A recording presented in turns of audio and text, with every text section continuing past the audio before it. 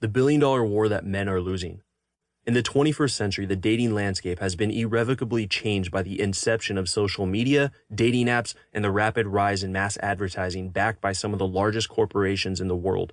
Just a few decades ago, men learned what it meant to be a man from their fathers, grandfathers, and other men in their communities. Today, we've experienced a dramatic shift in our culture and societal standards around masculinity, dating, and sex. We've been brainwashed into thinking our self-worth is determined by the bulge of our biceps, the balance of our bank account, the beauty of our women, and the amount of horsepower in our cars. There is little value placed on being a man of character or real substance. We've become confused about what it means to be a man. These shifts have been detrimental to men, but they've also been doubly so for women. Women in large cities are now directly and indirectly offered sex hundreds of times each month from men in person, on social media, and dating apps. Women receive more solicited and unsolicited offers for sex in a month than even the most famous women in past decades would receive in their lifetime. Although few women entertain any of the propositions they receive from men, this unsubtle shift in their ability to boost their egos and gain instant gratification and validation with the post of a photo or swipe on an app has resulted in a massive shift regarding who women will date. Through their smartphones, women today have a greater level of abundance and more options in the dating world than ever before in human history. And unbeknownst to most men, there is a growing population of women who have actually taken this opportunity to the extreme and turned to sugar baby and sugar daddy apps where they now charge successful men absurd amounts of money to go on dates, show up to parties, and, well, other activities. How did we get here? The sexual liberation movement of the 1960s has led women in the 21st century to be more sexually free and open than ever before in human history. And with this unprecedented level of sexual freedom, fueled by societal reform and widespread access to effective contraception, we have encouraged women to be more attractive and sexually appealing to great extremes. Women now have access to a plethora of operations and products to help them perfect their appearance.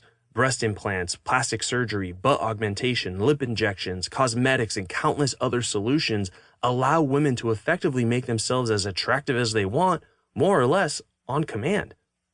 As such, they've grown to expect the caliber of man to whom most guys can't even begin to compare. They expect a fictitious man they've been conditioned to believe in, regardless of their own social status or the level of inner value that they can bring into a relationship. Entitlement and narcissism run rampant, creating an unprecedented tension between men and women that is continually encouraged and fueled by our growing addictions to ego and validation-boosting apps. Billion-dollar advertising and social media brands gleefully exacerbate this tension, using it to their advantage to push more products, peddle more pills, and make more bold promises upon which they rarely deliver. They have declared war on our generation's attention and ability to authentically connect with other humans. Men are losing in this battle, as they're being force-fed a lie that they're not good enough for what women in society expects of them. In the near future, it will be impossible for any man who is not heavily invested in his masculine development, personal growth, and social skills to meet or date women, especially attractive and high-quality women. While men sedate their connectionless lives with video games, television marathons, and disturbingly bizarre porn, a trend that is rapidly getting out of hand, we are slowly but surely losing our once innate abilities to meet and maintain relationships with the women we desire in the real world. Yet instead of accepting these problems, rising to the occasion, and addressing them head on, most men hide from them. There is a growing community of men who claim to go their own way and ignore these problems, opting to remain single because they bought into the lie that all women are evil, heartless, or crazy. These same men refuse to acknowledge their own shortcomings and weaknesses, the ones that equally contributed to their relationship problems in the first place. Then there's the red pill crowd that fights fire with fire and treats women as entitled and spoiled objects of sexual conquest instead of human beings with whom they should connect with, adore, and love. And finally, there's the pickup community.